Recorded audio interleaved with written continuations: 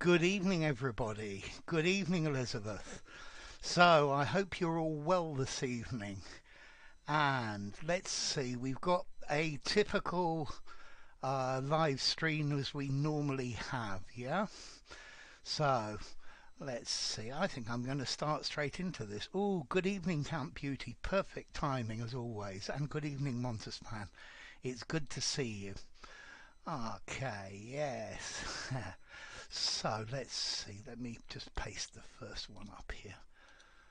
And so at least here it's starting to get cold. Good evening, Hussein. Nice to see you.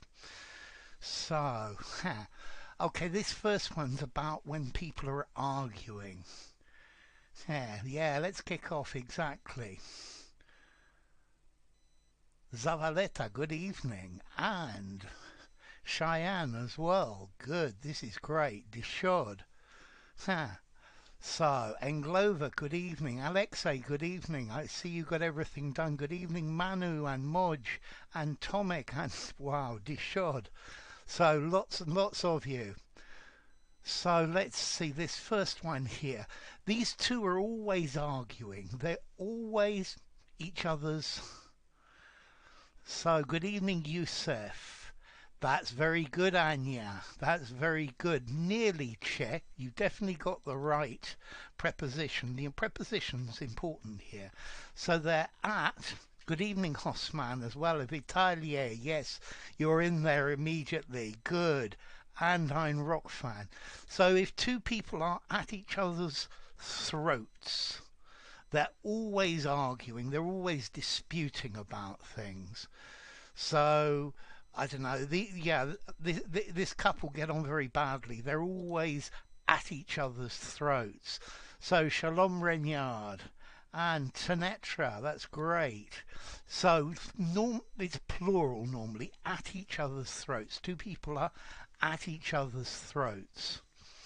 Okay, so to be at each other's throats, to be arguing. The Americans and the Chinese at the moment always seem to be at each other's throats. So, what about the next one? Next one's coming up any second now. So, at the very last moment. Good, Habby, good evening, nice to see you. So, at what hour? Javi definitely has the idea for this one. In the nick of time, that works. That's definitely a good one. So, Javi and Vitaly have got this right. Good evening, Asma. And I'm rock fan. Good, Englova. Not the last one you hear, but at the... Yeah. So, salam. That's it, Asma. The 11th hour. At the 11th hour. This is what they say in English. So at the 11th hour they found a solution to the problem. Okay, so at the very last moment, at the 11th hour. That's it, Elizabeth. And Manjira as well. Good. At the rush hour. I quite like that, Tanetra. But at the 11th hour, at the last moment, at the 11th hour. Yeah, this is what we say. Something's at the very last moment. So here comes the next one. He's hardworking and enthusiastic. He's an eager what? An eager, this one sort of rhymes as well. So Anya, very good. So an eager what? What's the animal? He's an eager. And Javi, good. And Patricia, well done. And Chet, unfortunately, no, an eager bird. It's a nice idea, but no. Chet, a busy bee. But David Lutz, definitely eager beaver. Tomek, an eager beaver. Hussein. So if somebody's an eager beaver, they want to do things. They want to get on. Yeah. So a beaver. This is an animal that makes a dam across a river. It blocks a river with pieces of wood, and it eats wood. Yeah, an eager beaver, Alexei. A beaver, it's, yes, that's it, head through this. So a beaver, it's an animal that lives in the water. It's got a long tail and two very big teeth at the front. Yeah, and it eats wood and it chops down trees and uses them to dam the river, to block the river. So, yeah, and the next one, a test subject. Yeah, a test subject. A pig. Okay, Tomek, that's very good. A beaver. You can find beavers in North America. I even believe the beavers have started to come back into the UK. Um, yeah. So not a fat pig, but as Tanetra and Tomek said. So a badger, no, a badger lives underground. Yeah. So Vitaly, good. And Asma, good. And Voltaire, good evening. And Hussein and Dishod. So a guinea pig. A guinea pig. A guinea pig is a test subject. Yeah, we use this. A guinea pig is a little animal that lives in South America. Yeah. Very often children have them as a pet in a cage. That's it, Patricia. No need to say sorry. There's no need to do it. Pavlov's dog. Pavlov's dog used to salivate a lot. Yeah. So this guy is a guinea pig for the clinical trials of the vaccine. Yeah. When you want to try something out, you use somebody as a guinea pig. So the next one, this one's easy. You know this next one. He is slightly unbalanced or crazy. He has a what loose? To have a something loose. What would you have loose? So there are lots of phrases for this, and I'm sure you'll give me a whole lot more of them. Yeah. So, Dalbir, good evening. It's not a bolt, Vitaly. It's a screw, as Count Beauty and Anya said. Yes, hubby, that's good. A screw loose. Yeah, here. And Hussein. Yeah. It feels in a bit of a rush, so let me slow down then. Okay, he has a screw loose. I'm sure you can give me lots of other expressions for to have a screw loose. It's a screw mangiera. I wouldn't use a bolt. A bolt to me sounds like Frankenstein with a bolt going through his neck. That's good, Cheyenne. I like that one. He's off his rocker. Baptiste, it's a screw. To have a screw loose. Yeah, the screw is loose in his head. Hair. A screw loose. A screwball, that'll do, Aina. He's a sandwich short of a picnic. He's, yeah, good evening, Danielle Guevara. A screw loose, to have a screw loose. Yeah, he's a bit insane. So, yeah, you probably think I have a screw loose. Trump called Clinton a loose cannon. A loose cannon is somebody that can do damage, but they don't fire in the right direction necessarily. So kooky, that works, Ina, quite well. He's a few sandwiches short of a picnic, absolutely. Yeah, he's a bit slow. He's got bats in his belfry. That's good, David Lutz. Yeah, Anya. So, good evening, Om. Nice to see you. He's mental. He's a nutcase. He's a head case. He's absolutely bonkers. He's bananas. So, let me paste another one. Yeah, he's round the bend. He's round the twist. Yeah. Footloose. No, footloose, Voltaire, means you have no obligations. He's footloose and fancy free. He's not married, he doesn't have a girlfriend, he doesn't have kids. He's footloose. His feet are free and he can go absolutely anywhere. Exactly, Aina. He's nuts. Yeah, absolutely, totally nuts. He's a head case. So, what you have said is very interesting. It gives me, and we've got some good answers here. Vitalia, Anya, Che, inspiration for thought. I quite like that. That's good, Patricia. Cheyenne, good. Tanetra, good. Manjira and Danielle, good. Yeah, wacky, that's quite nice as well. Wacky is also funny as well. So, Javi, absolutely. Food for thought. So, Ein Rock fan, we use this phrase, a penny for your thoughts, to ask somebody what they're thinking. If you see somebody sitting there and they're very quiet and they're very silent, you could say, a penny for your thoughts. What are you so engrossed about? But food for thought gives you is a suggestion or information that gives you suggests things to for you to think about in the future. So I hope, for example, this class will give you food for thought. You'll go through the idioms and maybe look them up or try to remember them. What's eating you? That's good for a penny for your thoughts, Cheyenne. I like that. Good evening, Emine.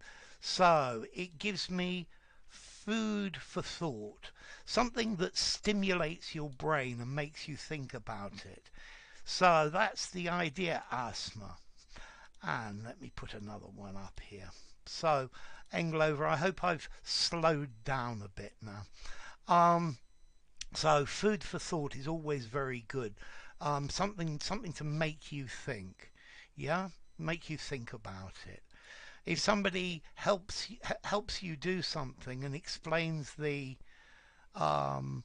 theory, maybe that's food for thought. I don't know if I've got a video about avarice, Anglover. Here,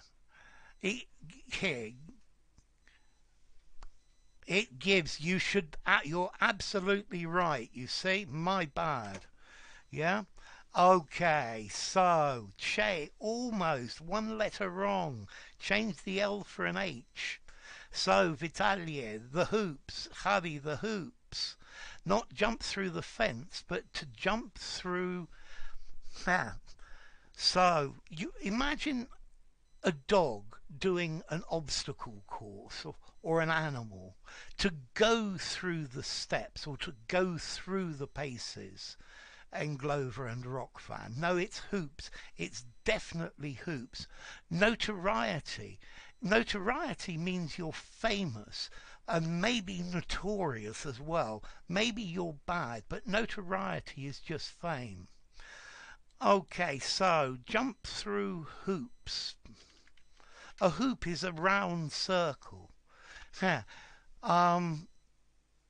Yeah, I've got very few videos. You're quite right, Javi. Famous for doing bad things. Notoriety is normally for bad things, but not necessarily. Yeah, Mr. Trump's notorious, as Wilted says. Okay, so if you get somebody to jump through hoops, you get them to do a series of normally fairly pointless activities. Let's see, if you want to join this club, you need to jump through several hoops. You need certain things. You need certain things to qualify, even if they're different. A loop is like that, whereas a hoop is round. So a loop, yeah, an aeroplane can loop the loop, but a hula hoop is completely round. Yeah. So like struggling. To jump through hoops, it's a pain in the backside. Jump over hurdles, it would be, David. I think jump over hurdles is quite nice. Okay, yeah. So hurdles is good. I like hurdles as well, but it's jump over hurdles, not through the hurdles. And so we're starting to get some good answers here. So Cheyenne says, it's secret. Don't telly. What's that? Y doing there? Don't tell anybody. Keep it under your hat. Yeah, keep it hidden. And then mum is the word. I don't know why mum is the word, but let's put that. So mum is the word. And you need to keep it under your hat. That's good get through this. Yeah, keep it under your hat. Don't tell anyone about it. It's secret. I would say hoops on a blouse. It depends what you mean by the hoops. Maybe you could have hoops on a skirt, but maybe loops on a blouse. Yeah, you can have hoops on a blouse. Hoops are plastic bits to hold it in place. Oh, that's very good, hubby. I like it. Keep it under wraps. Keep it in the lowdown. Yeah, I would probably say on the lowdown, but that would work. Yeah, keep it up your sleeve, Voltaire. Keep it up your sleeve. Yeah, up your sleeve is probably better. Yeah. Okay, so mum's the word. Don't tell anyone about it. Keep it under your hat. Keep it hidden so that nobody can see it. Yeah, mum's the word, exactly, David. Loops on a face mask. Let's see. A loop.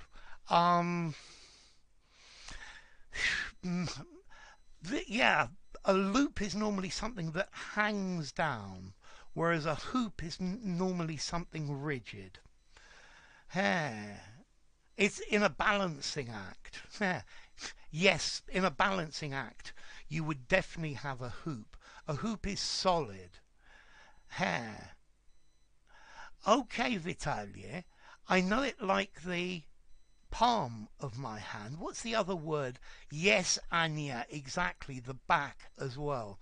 So to be very familiar with something, especially an area or the place, I know it like the back or the palm of my hand. So I need you to, yes, not like the fingers, like the palm or like the back, Hussein. Not the backside, Count Beauty. Your backside is your bottom. The back of your hand. To know it like the back of your hand, like the back of my hand. Especially or specially.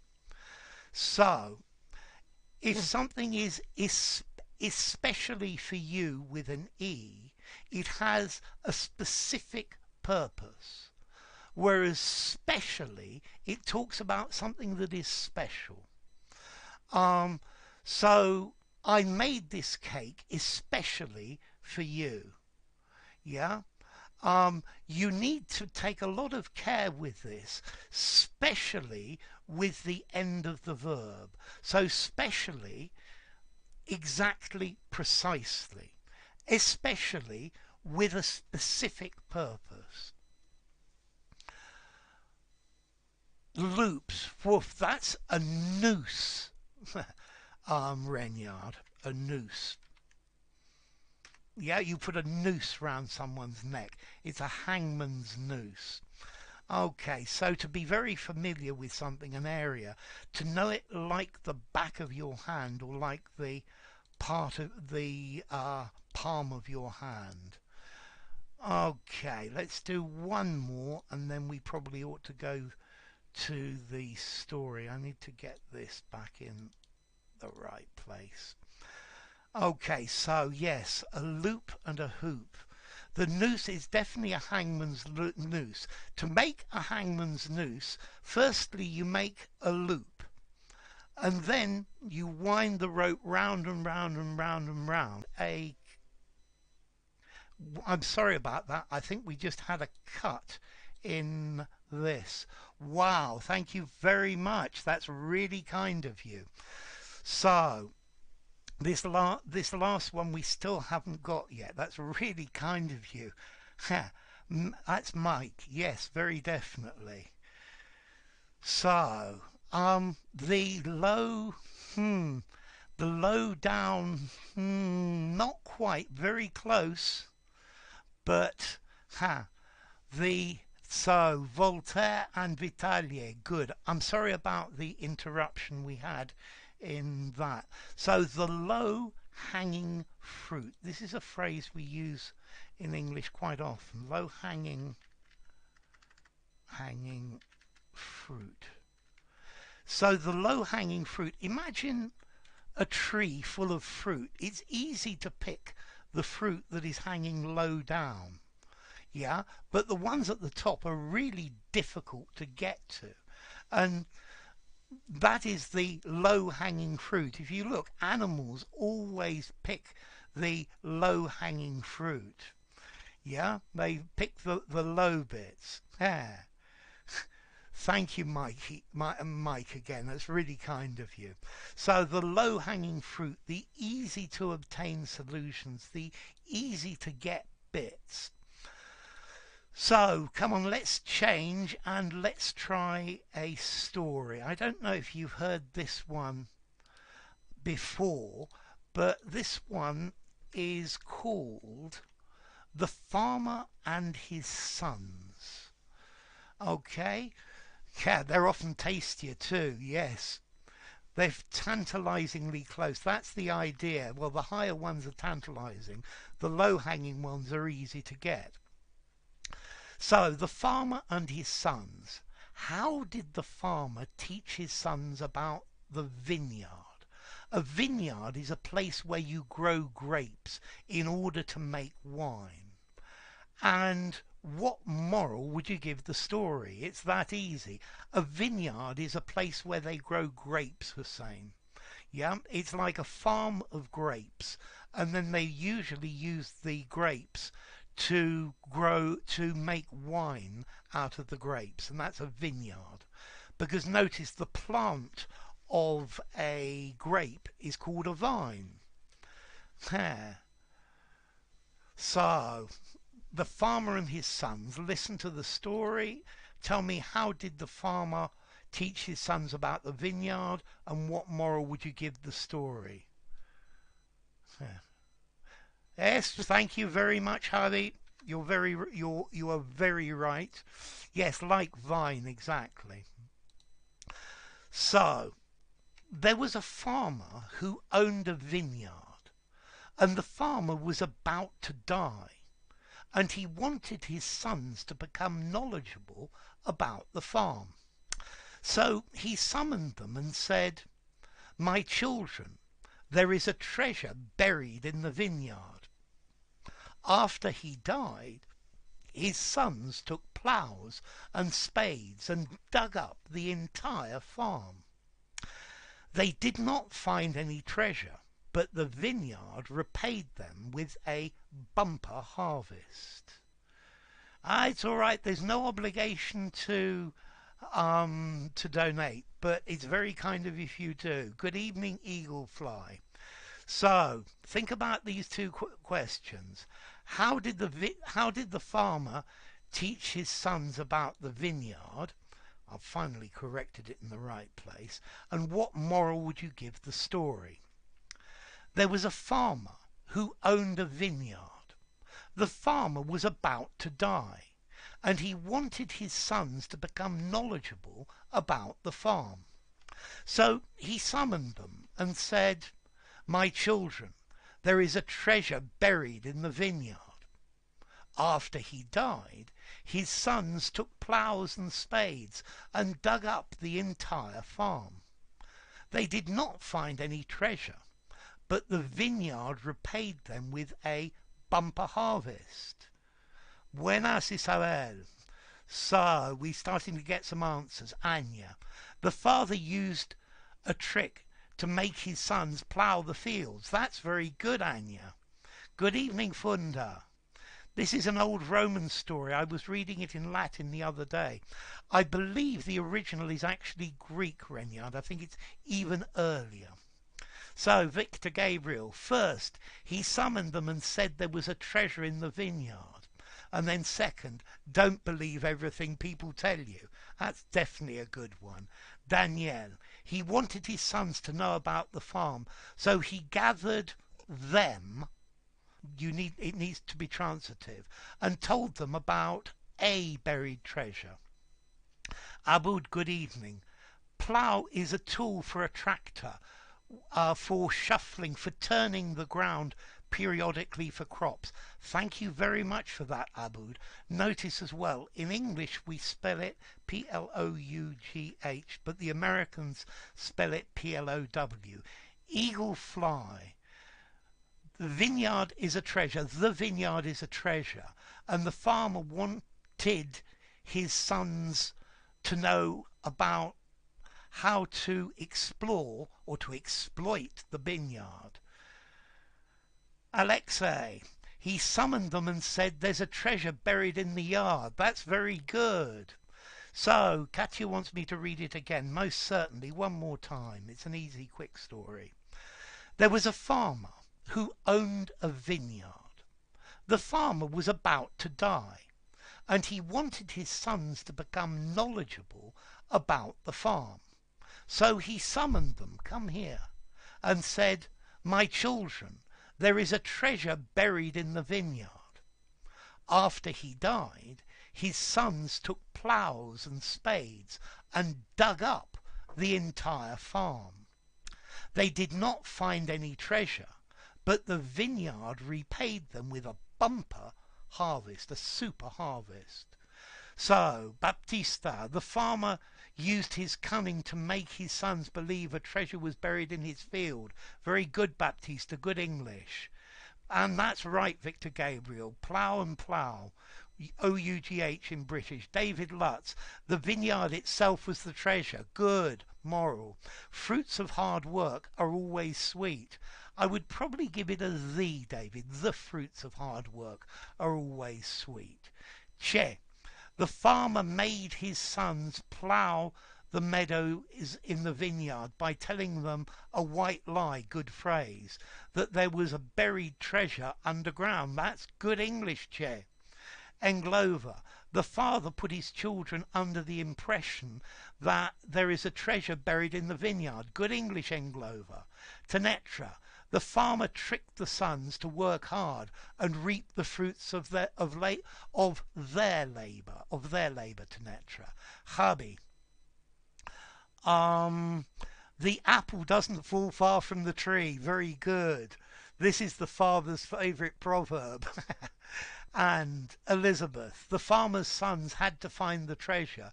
They thought it was hidden treasure like gold or something precious. In fact, the bumper harvest was this treasure. Good, well done using bumper, Elizabeth. Danielle Guevara. So there was no treasure after all. No, the treasure was the vineyard. The treasure was the hard work, Danielle. The treasure was the bumper harvest that came back. Manu. The father wanted his sons to become knowledgeable. Good. Hair wilted. Some sort of treasure, but yes, it depends what the treasure is. Renyard. The farmer deceived his sons. The moral is a hard job is always rewarded. Good. I like that, Renyard. Patricia. He taught them the fruits of labour, or the fruits of their labour. There is better, Patricia. Tenetra. No pain, no gain. That's a goodie. Englova. Treasure is countable or uncountable, or uncomfortable, uncountable. It's both. A treasure countable and treasure countable, uncountable. So both, Englova. Helena. So good evening from Ecuador.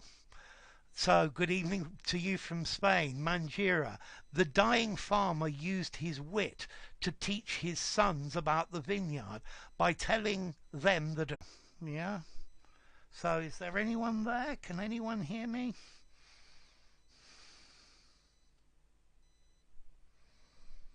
Okay, I think it's certainly starting to stream. And so, am I back online?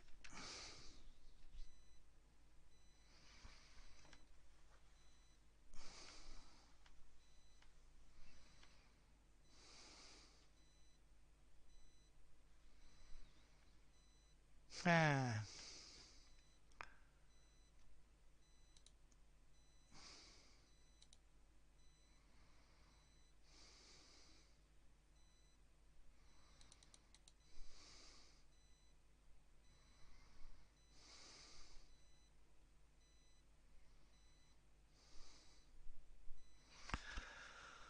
Oh dear, oh dear, oh dear, oh dear.